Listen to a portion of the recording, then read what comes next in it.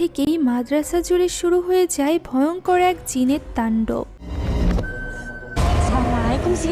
মাদ্রাসার অনেক মেয়েদের উপরই ওই জিন আসর করতে থাকে। নামাজের মধ্যেই খুন হয় দুজন মেয়ে। সবাই বুঝতে পারে ওই ফিরে আসা মেয়ের ভেতরে করে কোনো জিন এসেছে এই মাদ্রাসায়। তবে চিন্তার বিষয় হলো এই জিন কোনো স্বাভাবিক সাধারণ শয়তানের অনুসারী জিন নয়, বরং এটি একটি মুসলিম ইমানদার জিন, যার শক্তি সাধারণ জিন থেকে 1000 গুণ বেশি। তবে একজন ইমানদার জিন কেন একটি মৃত মেয়ের শরীরে জায়গা নিবে? কি উদ্দেশ্য তার? সাধারণত হুজুররা দোয়া পড়ে জিন তাড়িয়ে থাকে। তবে যে জিন নিজেই ইমানদার এবং আয়াতুল কুরসিও তার কোনো ক্ষতি করে না, সেই জিনকে কিভাবে কাবু করবে কোনো সাধারণ হুজুর অথবা কবিরাজ?